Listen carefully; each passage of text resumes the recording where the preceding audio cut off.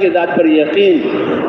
اسی لیے قصہ لکھا ہے کہ حضرت عبداللہ ابن عمر رضی اللہ تعالی عنہ وہ سفر میں تھے، ایک بستی میں پہنچے تو دیکھا لوگوں کی بھیڑ ہے اور رش ہے.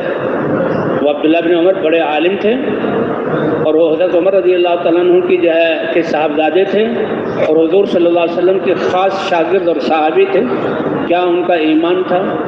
کہا دیکھو کیا ہوا ہے. کہا جی ایک بلا یا ایک شیر آیا ہوا ہے اور وہ بیچ میں کھڑا ہوا ہے اور لوگ اس سے ڈر رہے ہیں. تو کہتے جس کے دل میں اللہ کا خوف آیا وہ کس سے ڈرتا نہیں. وہ اترے اور لوگوں کی بھیڑ کو چیرتے ہوئے شیر کے سامنے کھڑے ہو گئے اور سامنے کھڑے ہو کر اس کے کانوں کو ایٹھا اور ایک چپت لگائی کہ اگر اللہ نے تمہیں حکم دیا ہے کہ اس انسانوں میں سے کسی کو چیرو پھاڑو تو اپنا کام کرو اور لوگوں کو چھوڑ دو، اور اگر تم اپنی مستی میں آئے ہو تو یہاں سے نکل جاؤ. وہ شیر تو دم دبا کے بھاگا.